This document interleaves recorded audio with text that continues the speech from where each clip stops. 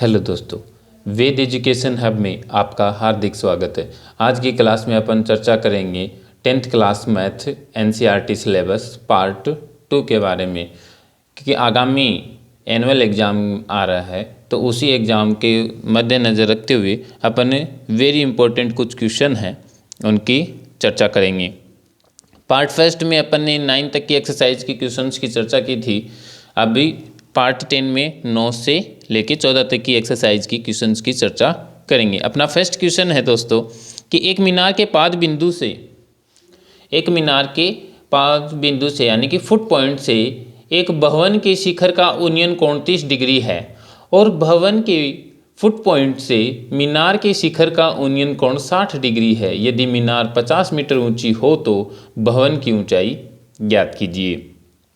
Second question है अपना, सिद्ध कीजिए कि किसी वृत्त के किसी व्यास के सिरों पर खींची गई स्पर्श रेखाएं समांतर होती हैं। ये दोस्तों आपको प्रमेय के रूप में भी देखने को मिलेगी, तो वो क्वेश्चन वहाँ से आप इसको आसानी से कर सकते हैं। थर्ड क्वेश्चन अपना, दो सेकेंडरी वृत्तों की त्रिज्या 5 सेंटीमीटर और 3 सेंटीमीटर हैं। बड़े वृत्त की उस जीवा की लंबाई ज्ञात कीजिए जो छोटे वृत्त को स्पर्श करती है। एक वृत्त के चतुर्थांश का क्षेत्रफल ज्ञात कीजिए जिसकी परिधि कितने सेंटीमीटर है, 22 सेंटीमीटर है। और 15 सेंटीमीटर त्रिज्या वाले वृत्त की कोई जीवा केंद्र पर 60 डिग्री का कोण अंतरित करती है। संगत लघु और दीर्घ वृत्तखंडों का क्षेत्रफल ज्ञात कीजिए। और दोस्तों यहाँ पे पाई की वैल्यू 3.14 और √3 की वैल्यू 1.73 का प्रयोग करना है आपको। क्वेश्चन नंबर 6 में अपन देखेंगे कि 6 में है कि त्रिज्या 12 सेंटीमीटर वाले एक वृत्त की कोई जीवा केंद्र पर 120 डिग्री का कोण अंतरित करती है। संगत वृत्तखंड का क्षेत्रफल ज्ञात कीजिए। पाई की वैल्यू 3.14 और √3 की वैल्यू 1.73। 7 का क्वेश्चन है अपना कि कोई बर्तन एक खोखले अर्धगोले आकार का है जिसके ऊपर एक खोखला बेलन अध्यारोपित है। अर्धगोले का 14 सेंटीमीटर है। अर्धगोले का व्यास 14 सेंटीमीटर है और इस बर्तन की कुल ऊंचाई 13 सेंटीमीटर। इस बर्तन के आंतरिक पृष्ठीय क्षेत्रफल ज्ञात कीजिए। नेक्स्ट क्वेश्चन है अपना 8 का कि भुजा 7 सेंटीमीटर वाले घनाकार ब्लॉक के ऊपर एक अर्धगोला रखा हुआ है। अर्धगोले का अधिकतम व्यास क्या हो सकता है। इस प्रकार बने ठोस का पृष्ठीय क्षेत्रफल ज्ञात कीजिए। अपना 9 का क्वेश्चन क्या है कि 2.4 सेंटीमीटर और व्यास 1.4 सेंटीमीटर वाले एक ठोस बेलन में से इसी ऊंचाई और इसी व्यास वाला एक शंक्वाकार खोल काट लिया गया है। शेष बचे ठोस का निकटतम वर्ग सेंटीमीटर तक पृष्ठीय क्षेत्रफल ज्ञात कीजिए। यानी कि अंतिम जो आपका आंसर आएगा उसको आप लगभग रखकर छोड़ सकते हैं। आगे का अपन 10 का क्वेश्चन देखेंगे जो अपनी एक्सरसाइज है सांख्यिकी की। उसमें से है कि निम्नलिखित बंटन एक मोहल्ले के बच्चों के दैनिक जेब खर्च को दर्शाता है। माध्य जेब खर्च 18 है तो लुप्त बारंबारता f ज्ञात कीजिए। देखिए दोस्तों, इसको आप इस क्वेश्चन में माध्य आपको पहले से दे रखा है 18, आपको लुप्त बारंबारता क्या ज्ञात करनी है, f को ज्ञात करना है।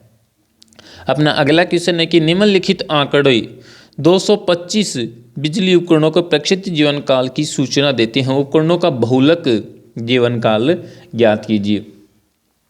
इसमें दोस्तों आप आसानी से इसका बहुलक ज्ञात कर सकते हैं। एक आसान क्वेश्चन है, लेकिन इससे रिलेट करते हुए क्वेश्चन जरूरी नहीं है दोस्तों कि यही क्वेश्चन आए, लेकिन इनसे रिलेट करते हुए क्वेश्चन, यानी कि आपको माध्य बहुलक और माध्यिका या माध्यक आपको निकालना आना चाहिए।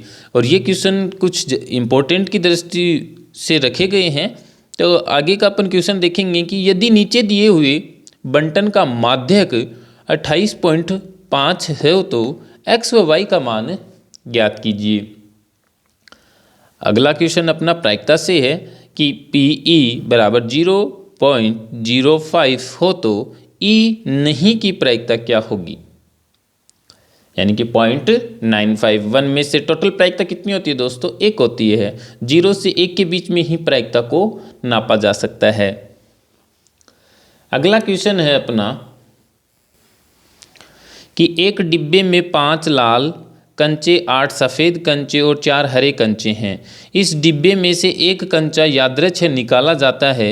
इसकी क्या प्रायिकता है कि निकाला गया कंचा लाल है?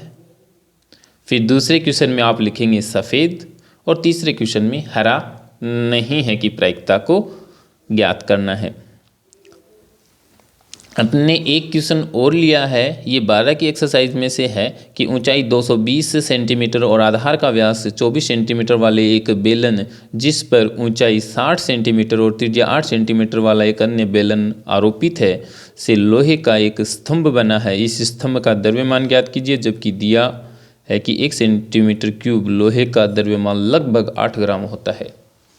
दोस्तों, आज की वीडियो आपको कैसी लगी कमेंट सेक्शन में कमेंट करके ज़रूर बताएं, और आपको कौन से सब्जेक्ट के इम्पोर्टेंट क्वेश्चन चाहिए उसके बारे में भी आप लिख सकते हैं। और इस वीडियो को ज़्यादा से ज़्यादा शेयर करें ताकि जो भी अपने 10th क्लास के NCERT सिलेबस से जुड़े हुए जितने भी स्टूडेंट हैं वो इस टाइप के क्वेश्चंस की मदद से या फिर इनसे रिलेट करते हुए क्वेश्चन सॉल्व करके आसानी से अच्छे अंक प्राप्त कर सकते हैं। फिर मिलेंगे दोस्तों नई वीडियो में, तब तक के लिए जय हिंद, जय भारत।